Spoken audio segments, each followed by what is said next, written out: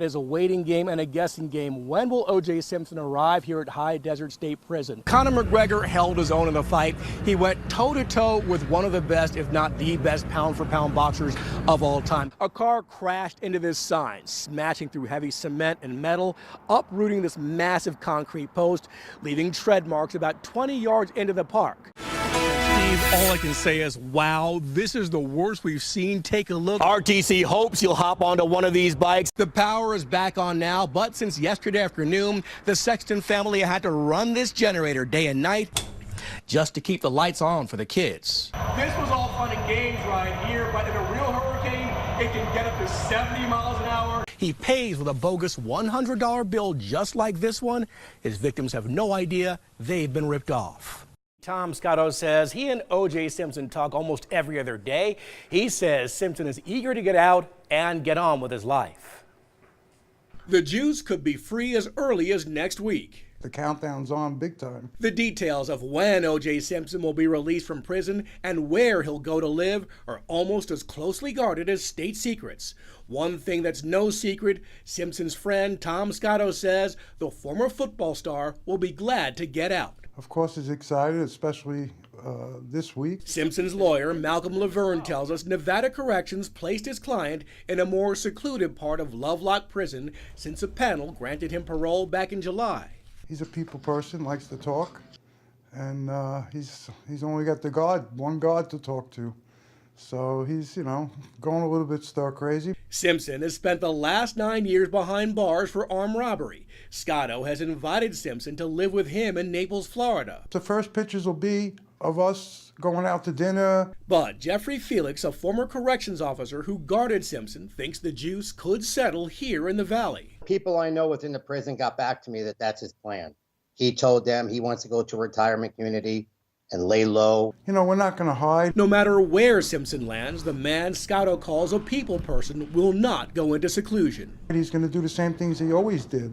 He's going to spend time with his family. If he wants to go out to dinner, he'll go out to dinner. He's not going to hide. Now, Simpson's lawyer would not give us any details about his client's release. Scotto did not say where Simpson will live either. Now, the Department of Corrections has not returned our calls.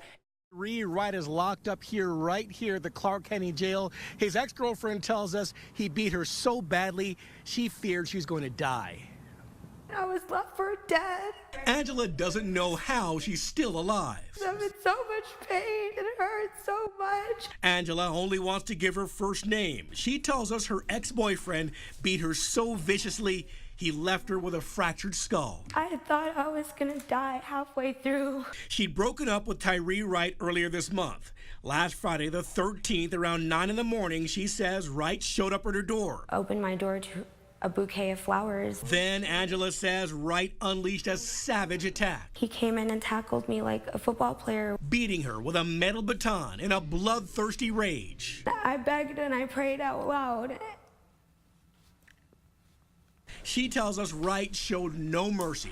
If I didn't have my broken arm and broken hand, my skull would be crushed and I would be brain dead or dead. Angela, a mom, already worked in the adult entertainment industry. She says Wright lived off the money she made. I am scared. I'm afraid of him.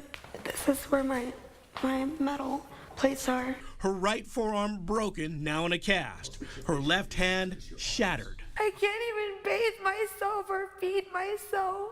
I need somebody with me all the time, and it's so hard. We looked up the address for the Hearts for Angels shelter. It's the same one that's on their website, 6360 Blue Diamond Road. Our GPS brought us right here to this barren lot. No sign of any shelter. Former employees say that's because that shelter does not exist. Are you running a bogus shelter? Sarah Cottingham insists accusations she's running a fake charity are wrong. She slams the door on us as we press her for answers. We went by the building. I'm done. Thank you. Cottingham is the CEO of Hearts for Angels Ranch and Shelter for Homeless Teens. Their website tells the world they provide kids with, quote, an opportunity to better themselves. I really wanted to help homeless teens. According to the website, residents have apartments, a daycare center, even an indoor pool and spa. There's just one catch. There was no ranch. There was no helping any teens. There was nothing. Kia Everett worked as an accountant with Hearts for Angels for 1 week. Her job, follow the dollars. I found no dollars. Everett tells 13 Action News she'd asked Cottingham for documents any nonprofit should have. I asked Sarah, I'm like, hey, can you give me the grant agreements? Are they here? And she's like, oh no, they're at home. I'll bring them to you tomorrow. We did some digging and found no evidence of Hearts for Angels on the IRS website. We checked with Nevada's website for a business license, no sign of it. This was a fraudulent business. Then the paychecks began bouncing. That is for employees who got paid. Have you ever gotten a paycheck from them? I received one paycheck. Jonathan Farron is the former manager at Hearts for Angels. And what happened to that? That paycheck ended up bouncing. We went to the ranch and found this, an empty lot. Nothing was there at all. We tracked down Cottingham. She denies all the accusations. They say that there is no 501c3. They say that there is no shelter. What do you say to that? That they're lying? Because I have all of the paperwork. Floyd Mayweather and Conor McGregor, they square off here at T-Mobile Arena. It's the classic matchup of youth versus experience, power versus skill. Only thing is, one of them has never fought in a pro boxing match in his life. We go to One Kicks Gym and City Boxing to get the experts to weigh in. The precise pinpoint punching of the pugilist or the dynamic knockout power of the MMA fighter. Love seeing an upset, so yeah, I'm rooting for Conor.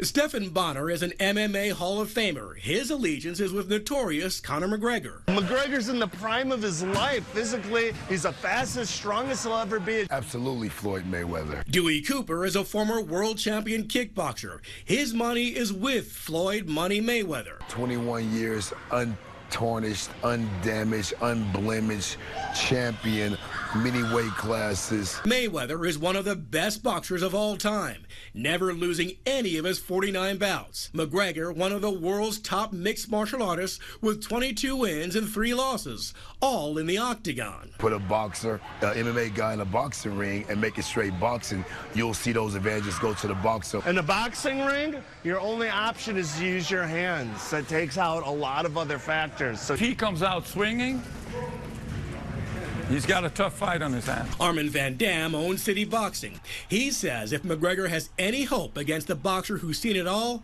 he has to be unpredictable. McGregor needs to confuse him with his style, with his movement. Now, all the experts we talk with say McGregor is a very tough guy, but he's never been hit with the speed and ferocity of a boxer's punches. Now, we also asked them, is this the fight of the century or the hype of the century? They all say it's kind of like a 3-ring circus, but they're all going to watch. I guess they like circuses. We're live at T-Mobile Arena. Christopher King, 13 Action News.